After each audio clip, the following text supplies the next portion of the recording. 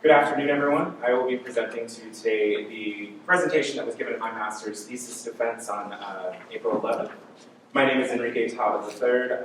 My thesis is Transgressing Gender Normativity through Gender Identity Development, exploring transgender, non-conforming, and non-binary identities of college students. I would like to say that this study is dedicated to my 4 participants. It is your journey and experiences that carries this work forward. You made me a better researcher, and through this work, challenged my views and impacted my gender journey. I appreciate you and your experiences. So why this study? There's a growing prevalence of visibility of individuals that identify as transgender or do not identify with the gender assigned at birth. Then there is a major amount of opposition facing transgender students, both on our campuses and off our campuses. You all just have to look at the media and see Caitlyn Jenner or Laverne Cox, who are prevalent members of this community. You'll just have to look at the deaths and suicides that are being reported in the media. People like Leila Alcorn, Ilan Nettles, whose attacker was just brought to justice years later, or the disproportionate amount of Black and people of color trans women who are attacked and or killed. You look at the policy or practice that happens, that is changing across this nation, both on and off our college campuses. Things like the bathroom bills in North Carolina, or Mississippi, or Tennessee, and the list goes on. The original idea of this thesis was to understand the process of how gender diverse individuals navigate their own gender. As the study continued and grew, and I interacted with my participants as a transformative model is, my research was changed. And the final purpose of this research was to set up gender as a social construct, inhibitive and problematic, toward anyone with the gender, but especially for those that transgress gender. So transgender, gender non-conforming, non-binary, agender, so on and so forth. The goal of this study was to showcase in a case study format the individual, and just like Ryan's, it just really showcased the individual journeys of gender transgressors, analyzing their experiences to understand how social constructs of gender are problematic. Lastly, my own non-binary identity as I was navigating before and during this study really brought importance to this study and the personal impact of it. So the research questions that were posed answered 3 major points, 3 major elements. The questions are above me, but I'm just going to point out the 3. So the first was that the gender identity development process for gender diverse individuals. That was one of the questions hoping to answer. The next was movement beyond or transgression of gender normativity. And the last point that these research questions were hoping to answer was the impacts or influence of a college environment. So looking at the literature, I leaned heavily on both Kate Bornstein and Susan Stryker, who are both trans authors, Bornstein said, gender is a cult-like class system in the way that it inhibits and sets up behaviors and polices behaviors. Bornstein and Stryker both said that the sex designation or biology does not equal gender, that gender is socially constructed. Using these notions, I made the assertion that gender is non-consensual. I'm going to read you an excerpt from my thesis. It is this researcher's belief that this Western cultural system of sex and gender, decided as medical and social truth, situates an infant for either privilege or challenge in a male or female system, and sets up a lifetime of decided interactions, acceptable behaviors, and an innumerable variety of social and cultural expectations, all without ever giving the individual the possibility or chance of consent. Where this begins to be problematic and inhibitive, not only for those who align with the gender assigned at birth, but especially for those who move beyond it, is when there are social systems and expectations that seek to keep individuals in line and in order to what is normal and routine. That huge mic drop aside, I utilize queer theory to say, okay, the system is messed up. It's set up against trans individuals or anyone who has a gender to police and dictate our behaviors, actions, and words. So utilizing queer theory, I began to deconstruct and analyze gender. Moving into higher ed and saying, okay, we're deconstructing gender, how can we reconstruct it? I utilized 3 transgender identity development models. There is no accepted singular transgender identity development model, but there were 3, Bilodeau, DeVore, and Levitt and Equilio that I utilized, and these 3 models informed my interview protocol. So looking at my participants, for which I used the interview protocol, I had 4 participants in total.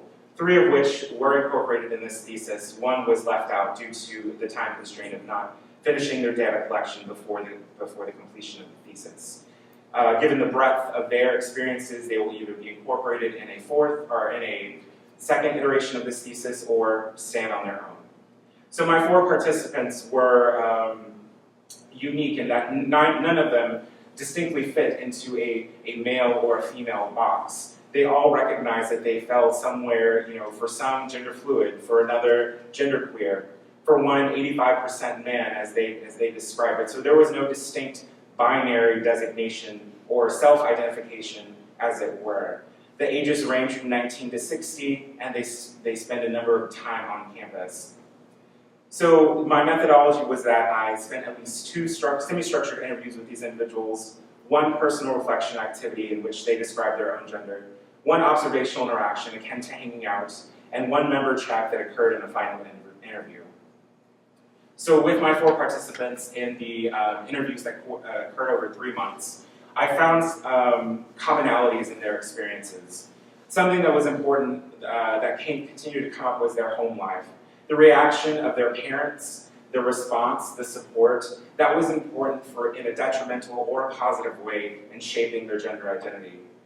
In how they identify from a bird's eye view level, just like college students matriculate, go to classes, and graduate, there's a similar thing that we can see happening. But on an individual level, what was unique was that each participant individually identified. There was no overlapping identification. So their gender was individual, it was unique, it was unique to them. Lastly, there were elements of the college environment that they each, as that 3rd research question tried to explore, there were elements of the college environment that they felt were supportive to their gender identity. And asking each individual some important takeaways that they would just want that readers to take away from this, they each gave something of their own. So Skylar's saying that their words were important. How they identified, the language that they used for their identity was important. Even though it may not match with the broad scope of how people identify within the transgender community, what the words that they used that were important. For Bailey, they wanted to say that it's not just the trauma. Often you hear the trauma, the pain, the tribulation, but it's not about the trauma. They said that there's power and freedom in knowing who you are and being who you are, and there's freedom, there's joy, there's happiness in that. So remember that. Lastly, Bailey said that gender is complicated, it's messy, it's just complicated, but accepting someone's gender is simple. Using their pronouns, using their chosen name, it's simple. So Brian said it's not about everyone being equal. It's as much as it's everyone getting what they need. Brian also wanted to say that there's not a clear-cut transgender script. There are more ways to go about it than what is proposed. We must avoid being a product of society telling us what gender is. So from their experiences, I have a number of backed assertions that I make. First, going back to the literature review, gender is non-consensual, meaning that the participants in navigating their gender was set up with decisions or interactions or behaviors that parents or society or classrooms set up. This is how you have to act. This is what you need to do as male or female. Next, gender is inhibitive in policing. Goes back to that idea of gender is non-consensual and cult-like and cult-like class system. Excuse me. Next, there's a deconstructing of the transgender narrative. Often we think of the media. There's a certain narrative that we speak of, but my participants specifically a lot focused on this deconstructing of the transgender narrative. Moving on to the next point, because gender is uniquely and personally formed, it is individual. And so, there's an importance to focus not only on the trans-binary community, those that move away from their gender assigned at birth into the other gender, but then those that also are trans non-binary that exist outside of either male or female. So some recommendations for practice. I do want to say that my thesis was largely conceptual.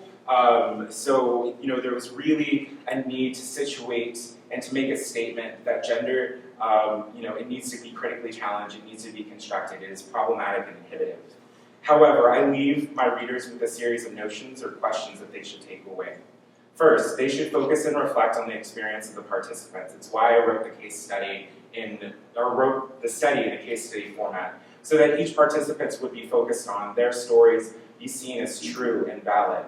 Next, that the reader should challenge their own lifetime of socially influenced notions of genders, and how these notions can be inhibited for others or themselves.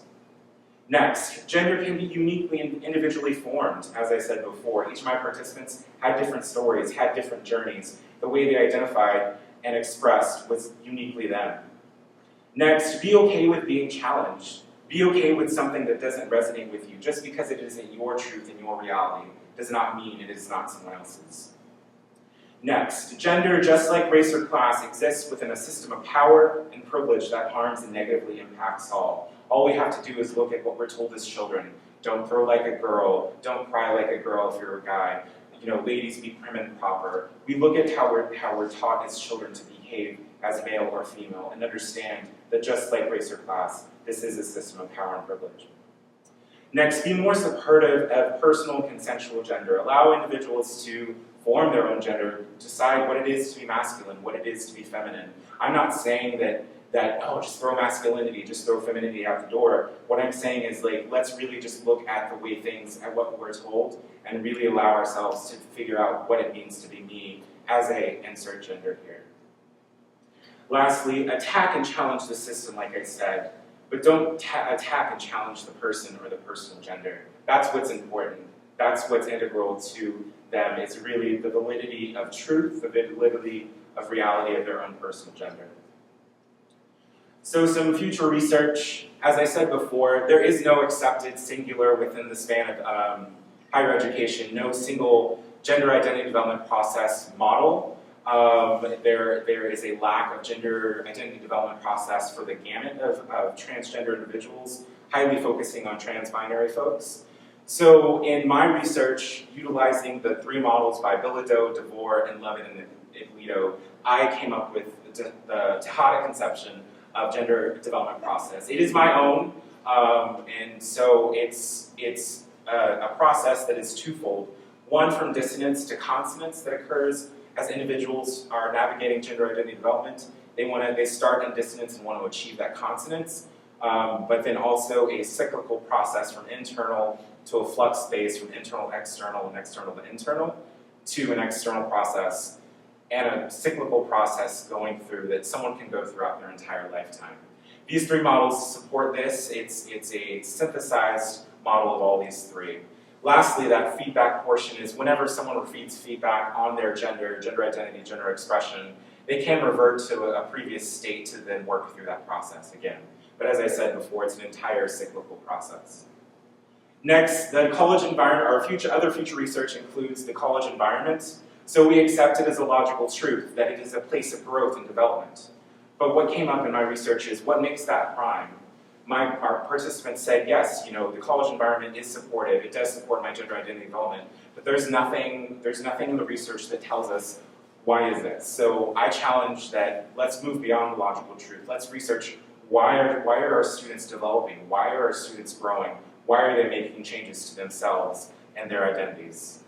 Lastly, we need to explore gender within and beyond the binary, not only focus on those that are cisgender and identify with their gender assigned at birth, and developing healthy ideas of masculinity or femininity, but also explore transgender individuals that are within the binary and transgender individuals that are outside of the binary, so that everyone can form healthy and individual and personalized ideas of their own gender.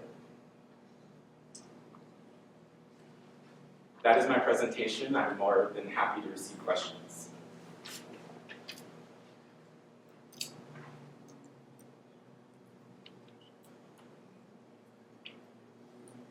Yeah, go ahead, Ryan. So regarding that, I don't know what you called it, but essentially the model that you conceptualized.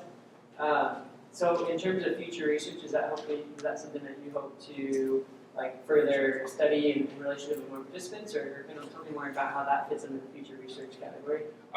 It was something that I would like to test. As both my advisor and I, Dr. Bondi, were moving through the initial stages, there was a progression of studying the gender identity development process to then situating genders a social construct and challenging gender as it currently stands.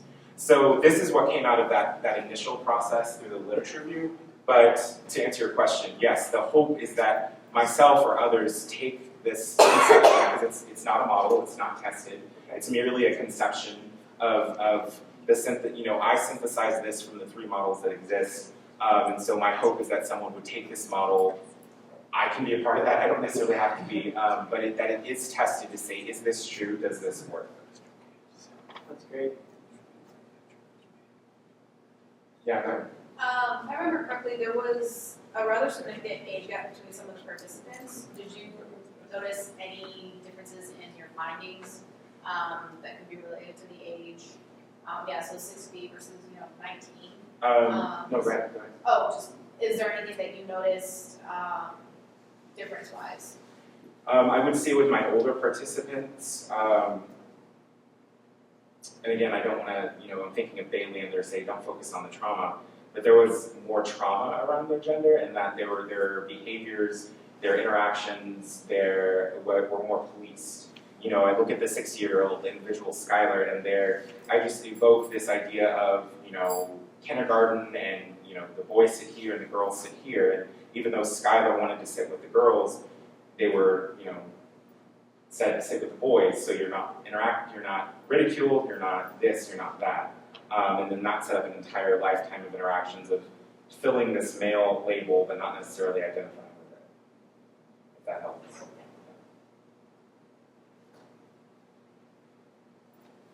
Any other questions? All right, well, thank you so much for your time and attention.